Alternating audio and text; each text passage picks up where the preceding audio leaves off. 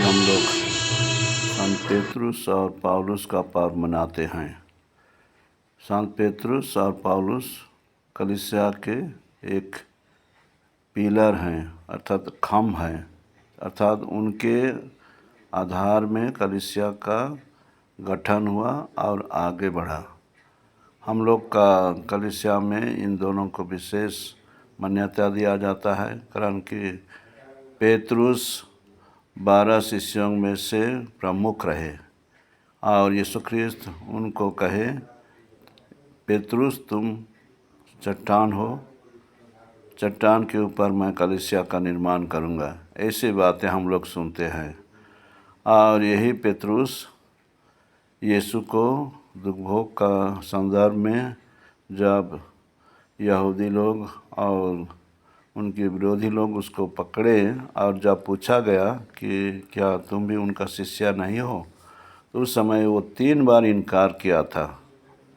3 बार इनकार करके कहा कि वो उनको नहीं जानते हैं। ऐसी बातें हम लोग सुसमाचार में पाते हैं।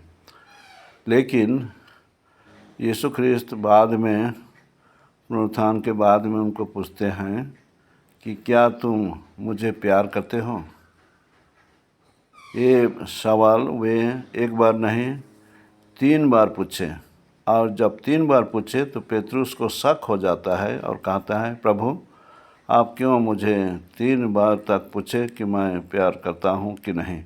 आप तो जानते हैं मुझे, मैं प्यार करता हूँ। और उसके बाद में यीशु ख्रिस्त उनको कहते हैं, मेरे भेड़ियों को चराओ, फीड माय लैम। लैम विश्वास में जो विश्वासी लोग थे उनको लैम कहा गया है, भेड़े कहा गया है और इसलिए उनको सौंपा गया जिम्मेदारी वो है उनको विश्वास का जीवन में आगे बढ़ाने के लिए। प्रिय भाइयों और बहनों, हम पेतरुस के बारे सुसमाचार में सुनते हैं और उनका काम जो है अगुवाई का काम, उसके बारे में हम लोग जानते हैं। आज वही पेतरुस को हम लोग याद करते हैं और हम लोग उनसे, उनके जीवन से, उनका समर्पित जीवन से हम लोग प्रेरणा लेते हैं, उत्साहित होते हैं और क्रिस्तीय जीवन में भी हम लोग यीशु को अनुकरण करते समय हम पेतरुस का अगुवाई को भी हम लोग अनुकरण करते हैं, जो हम कलीसिया में अगुवाई देते हैं। पेतरुस हमारे लिए एक नमूना है। वे यहूदियों के बीच में धर्म प्रचार किए। प्रेरित पुस्तक में हम लोग पेतरुस और पौलुस का दोनों का हम लोग प्रचार काम के बारे सुनते हैं। पेतरुस जो हैं वे यहूदियों के बीच में जो लोग आगे से यीशु मसीह के बारे कुछ सूचना पाए थे, भविष्यवाणी पाए थे, उनके बारे में इसलिए उनके बीच में वे प्रचार करते हैं यीशु ख्रिस्त का शिक्षा को। और ये इनके कहेंगे, इनके जस्ट उल्टा चाहे इनका विपरीत कहेंगे पौलुस शुरू में वे कलीसिया का विरोधी थे। ख्रिस्त भाई बहनों को वे सताते थे और उनको सताने के लिए ही वे दमस्कुस जा रहे थे जेरूशलेम से। वैसे तो पौलुस भी एक यहूदी धर्म के वे एक रब्बी थे, शिक्षक थे, टीचर थे और वे प्रसिद्ध गुरु गमालियल उस समय में जेरूशलेम में रहते थे। उनके साथ में रहकर वे अपना प्रशिक्षण लिए थे, अर्थात वे भी यहूदी धर्म के बारे में काफ़ी जानकारी वाले व्यक्ति थे। तो उनको, लेकिन यहूदी धर्म का विश्वास का धर्म वे चलते थे और ख्रिस्तियों को वे सताने शुरू किए, कारण कि वे ख्रिस्त के विश्वास में वो लोग आगे बढ़ रहे थे। ये हम लोग पाते हैं प्रेरित पुस्तक में कैसे वे विरोधी थे, लेकिन उनका मन परिवर्तन हुआ, उनका जीवन का परिवर्तन हुआ। वो परिवर्तन हम लोग प्रेरित पुस्तक 9 अध्याय में पाते हैं पहली बार, और उसको वर्णन किया गया है घटना को कि वो अंधे हो गए वे दमास्कुस जा रहे थे और रास्ते में सूर्य किरण के कारण अंधे हो गए, गिर पड़े और 3 दिन तक वे उपवास किए और बाद में अननियास नामक व्यक्ति से वे बपतिस्मा लिए और वे बाद में आंखें देख सकें। ऐसी बातें हम लोग सुनते हैं। और वही पौलुस बाद में पूरे मध्य एशिया कहेंगे उस समय में मिडल ईस्ट, और उस समय वे गैर यहूदियों के बीच में धर्म प्रचार किए। गैर यहूदी लोग यहूदियों से थोड़ा फर्क थे। वे यहूदियों लोगों का नियम जो था, खाने पीने का नियम जो था, डाइटरी लॉस, उसके बाद में खतना का नियम था, और कैसे वे शुद्ध अशुद्ध का उनका अनुभव था, इस सब का वे पालन नहीं करते थे। वे लोग गैर यहूदी थे। इसलिए तो यही लोगों के बीच में वे अपना प्रचार काम शुरू किए और वे ऐसे ही विरोधी से वे सहयोगी बन गए। यीशु का प्रचार में वे अपने को पूरी दे दिए।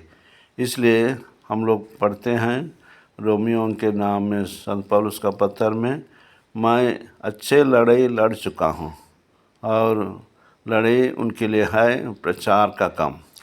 और इसलिए वे कहते हैं वे सफल पाए है इस लड़ाई में, इसको प्रचार करने में। वैसे उनका सोच विचार को लिखे हैं।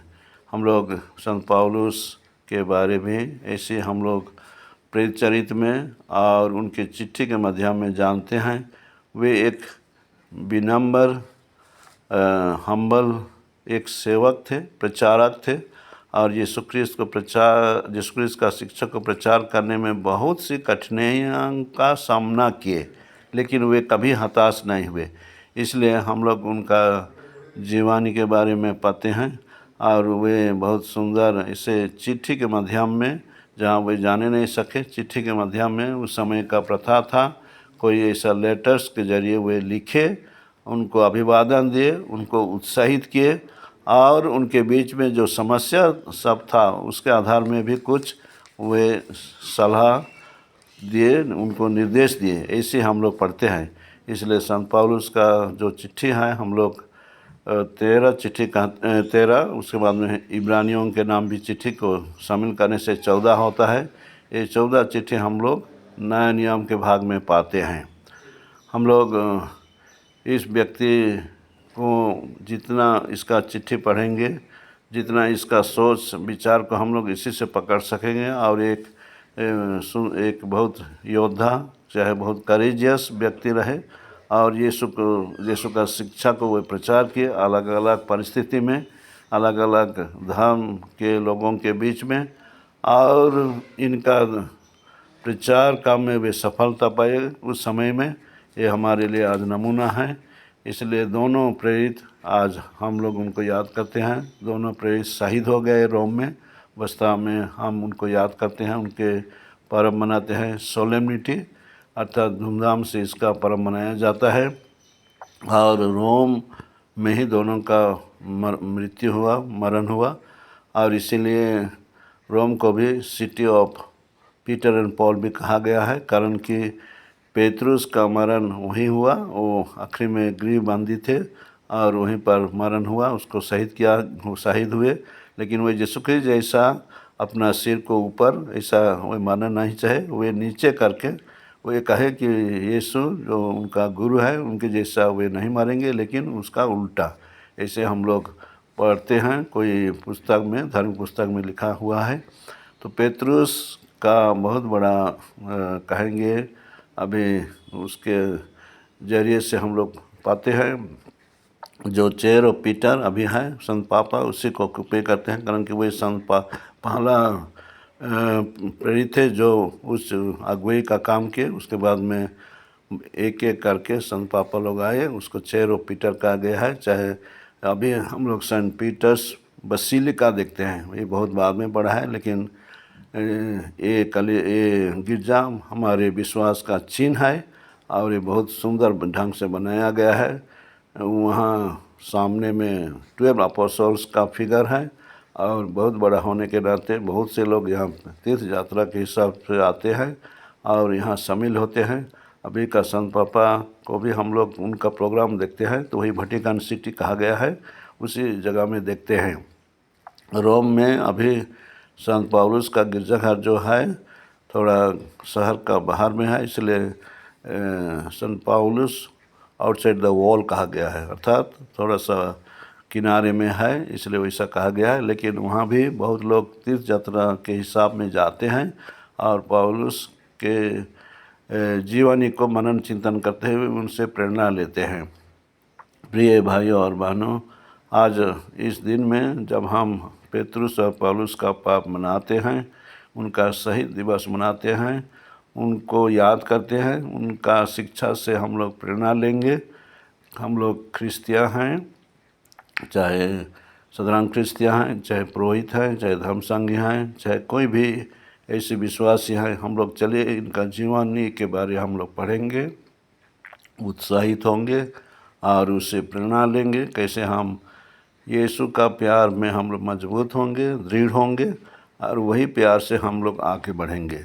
लव ऑफ क्राइस्ट, दोनों अपना जीवन को समर्पित कर दिए यीशु का प्यार में। लव ऑफ क्राइस्ट उनको बहुत मदद किया और वे हमारे बीच में अभी जीता जगता कहेंगे एक आदर्श बनकर रह गए हैं। तो आज के दिन में प्रभु ईश्वर हम सबों को अपना आशीर्वाद दे कि हम लोग भी अपने विश्वास के जीवन में मजबूत रहें और अपने को सही क्रिस्तियाई हिसाब से चलाएं और पारिवारिक जीवन, कलीसियाई जीवन और सामाजिक जीवन में हमें आशीर्वाद मिले। ये दोनों संतों के माध्यम से ये हम प्रार्थना करते हैं हमारे प्रभु क्रिस्त के द्वारा।